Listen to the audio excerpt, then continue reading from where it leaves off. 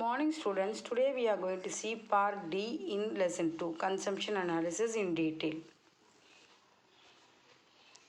To the lesson 2, consumption analysis part D. First question, explain the law of demand and its exceptions. Law of demand means in economics, desire backed up enough money to pay for the goods demanded. The characteristics of demand is about the price, time, market and the amount. Price means demand is always related to price. Time demand always means demand per unit of time, per day, per week, per month or per year. And about the market, we are going to see now. Demand is always related to the market, buyers and sellers. About the amount, demand is always specific quantity which a consumer is willing to purchase. So we are in this lesson we are seeing about the consumption. Means buying, purchasing, isn't it?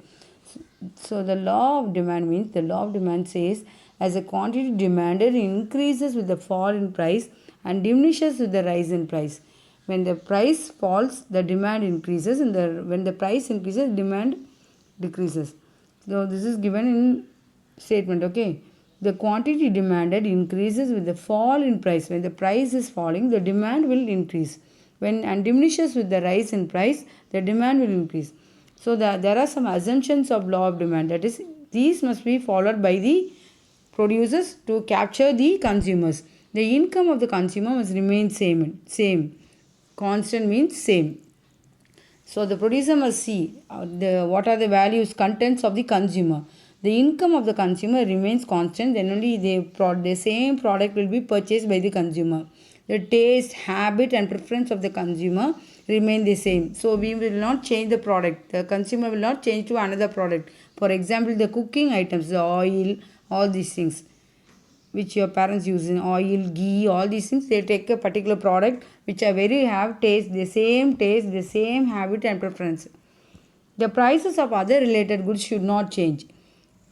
The price must not change because they would have fixed the budget for 1 month. This amount will be used for the provisionals, isn't it? So when there is a rise in price, what will happen? The consumer will move on to the lowest rate product. There should be no substitutes for the commodity in study. So no substitute means if you are buying a particular product, there must be no substitute. Then only you will buy the same product. This is we are talking about the consumers, ourselves. The demand for the commodity must be continuous. There must not be any break in the product. This month I am using a hair oil means if you are using a hair oil, so continuously you must get the hair oil. If there is a break of the oil, the product, what will happen? You will move on to the next product. There should not be any change in the quality of the commodity. There should not be any change in the quality of the commodity means, for example, a face cream. If you are taking a cream for more than 5 years means the same quality must be given by the producer. There must not be any change in the quality. Now you will see a demand schedule. You see the schedule. You will write the schedule clearly. Then only you can draw the diagram and you can explain the diagram. So you see the schedule. The price 5 rupees, 4 rupees, 3 rupees, 2 rupees, 1 rupee. So when you are seeing this side, when it is 5 rupees, you are buying only one product. When it is 4 rupees, you are buying two. 3 rupees means 3. 2 rupees means 4. So you see, according to the price, the quantity demand is increasing, isn't it? 5, 4, 3, 2, 1, and here the quantity demanded is 1, 2, 3, 4, 5. So when the price level is decreasing, the demand will increase. Explanation. The law of demand explains the relationship between the price of a commodity and the quantity demanded of it. The price and the quantity demanded of it. According to the price only, the quantity will be demanded. This law states that quantity demanded of a commodity expands with a fall in price. As I told you, if there is a fall in price and contracts with the rise in price. In other words, a rise in price of a commodity is followed by a contraction demand and a fall in price followed by extension in demand. When the price falls, the demand increases. When the price increases, the demand decreases. So with the tabular column, you will draw the diagram. As I told you in the last topic itself, in last class itself, you must you must draw the diagram clearly and you will give the explanation as in geometry. So you see the diagram, draw the diagram clearly in your note. So now I will explain to you the diagram. In the diagram, x-axis represents the quantity demanded, you see in the x-axis, and y-axis represents the price of the commodity. So 1, 2, 3, 4, 5. Here also 1, 2, 3, 4, 5. According to that, you will put the dots, place the dots and you will draw the DD, that is demand curve, red curve. DD is a demand curve which has negative slope that is left to right. It's falling from left side to right side.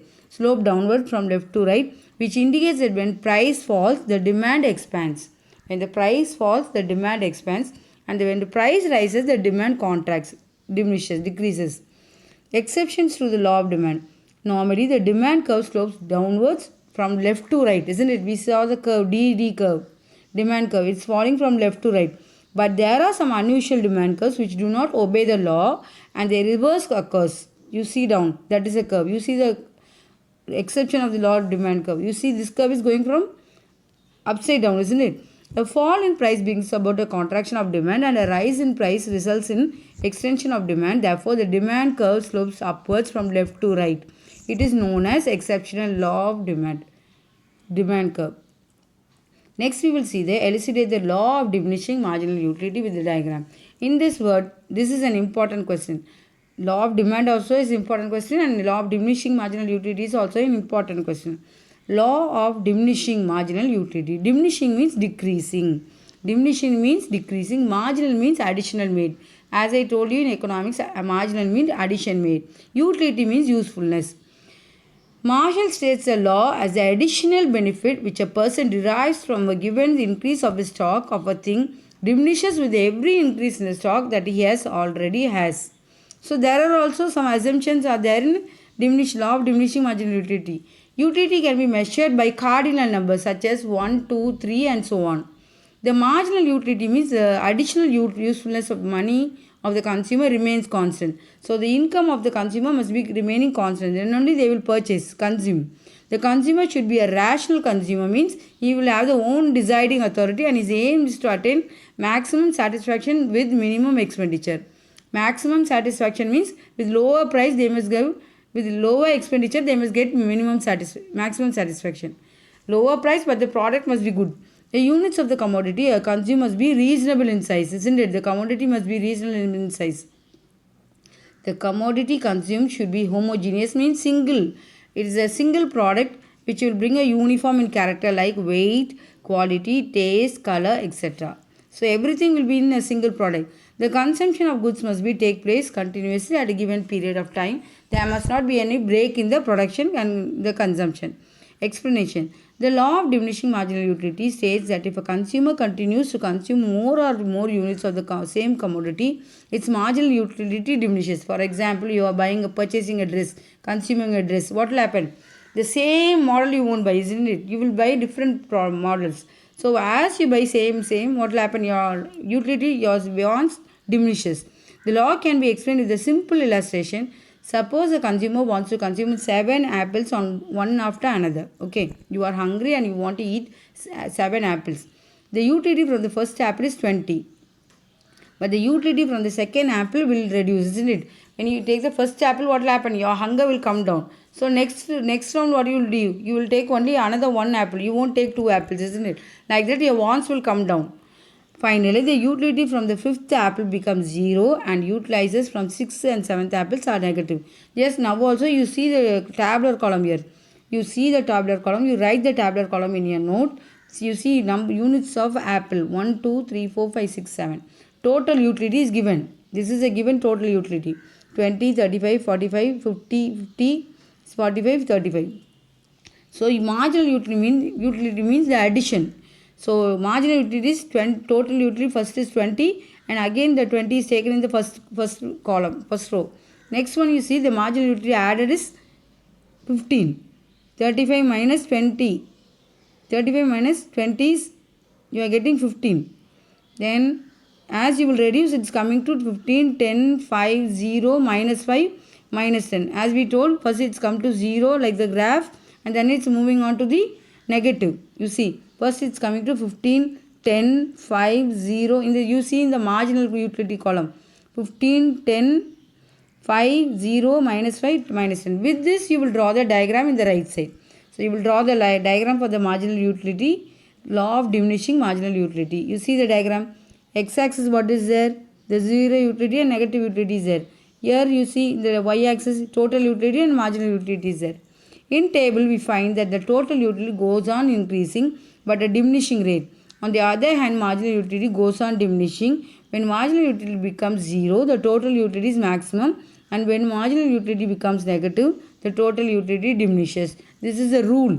So it is a rule in economics that it will become like that only. When marginal utility becomes 0, the total utility is maximum, and when marginal utility becomes negative, the total utility diminishes. Criticism means the negative points of this law of diminishing marginal utility is that utility cannot be measured numerical because utility is subjective. Subjective means according to your feelings and your thoughts. The law is on the unrealistic assumption. It's not realistic. It's just an assumption. This law is not applicable to the indivisible commodities. So this is the explanation for law of diminishing marginal utility. Next one we will see explain the law of equimarginal utility. What is equimarginal utility? I can tell you in simple words. Wait. Equimarginal utility means the Marshall states a law as if a person has a thing which he can put to several uses. A product which can be used for several uses, he will distribute it among these uses in such a way that it has the same marginal utility addition in all. For if it had a greater marginal utility in one use than another, he would gain by taking away some of it from the second use and applying to first use. So a particular product which can be used in several ways, several uses. For example, you can take any product. That is mobile you are using, you are not only using for online classes, for other purpose also you will use, isn't it? So Marshall states the law, if a person has a thing which he can put to several uses, he will distribute it among these uses in such a way it has the same marginal utility, additional utility. And now we will see the assumption. What are the assumptions of equimarginal utility? The equimarginal utility is that the consumer's rational means decision making. He must have the own decision making thought in the sense that he wants to get maximum satisfaction with minimum expenditure. Maximum satisfaction you must get, but the cost must be very low, but he must get a maximum satisfaction. This is about the consumer.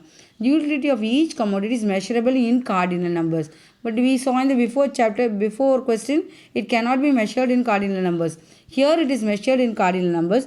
The marginal utility of money remains constant. Money means the income of the consumer remains constant. So according to his budget only, the purchase will be made.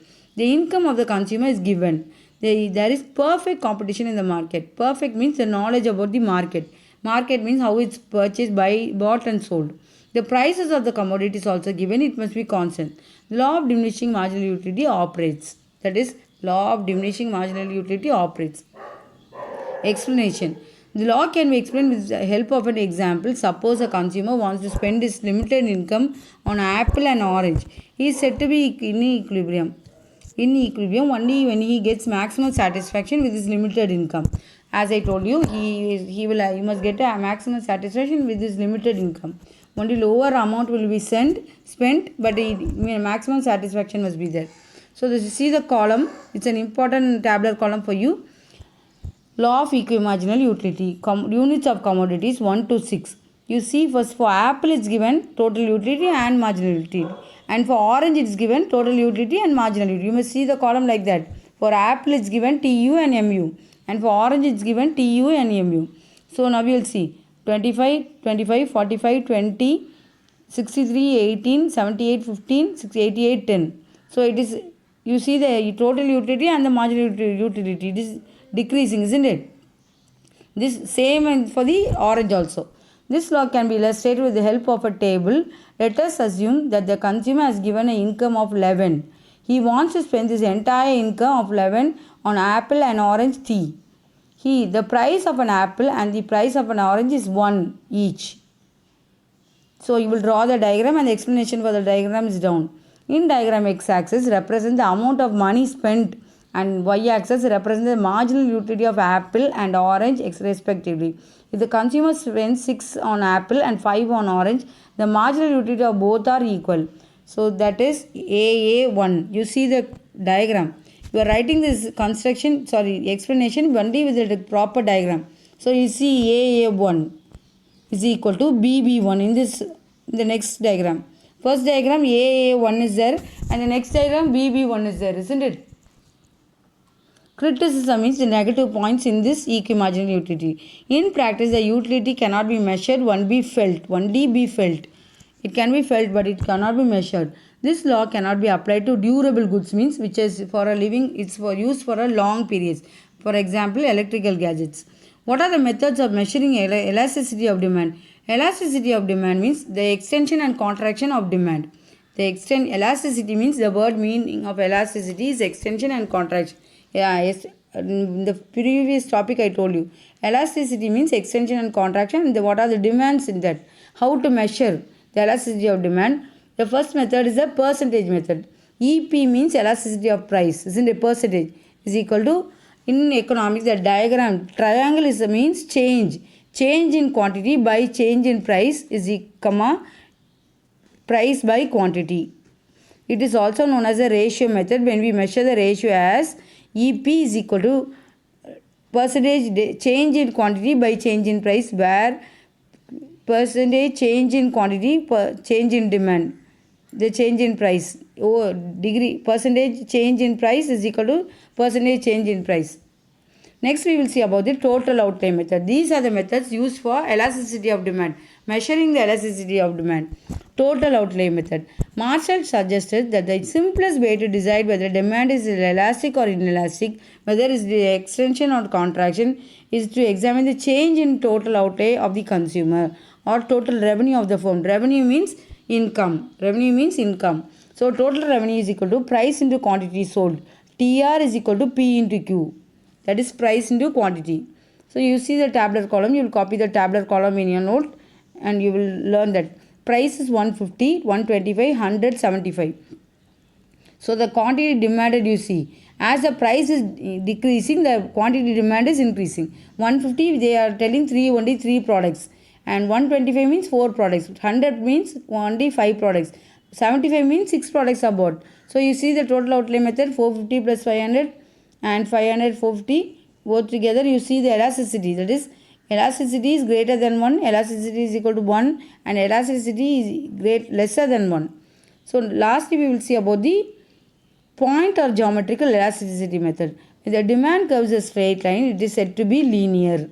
Graphically, the point elasticity of linear demand curve is shown by the ratio of the segments of the line to the right and left to the left to the particular point. So you see the curves. Quantity is in the x-axis and price is in the y-axis. So these are the elasticity of price is greater than 1, elasticity is equal to 1, and the elasticity of price is lesser than 1. So lower segment and upper segment is given there, isn't it? With this we finish this lesson. Thank you students. God bless you all. Stay home, stay safe. We will meet in the third lesson in the next class.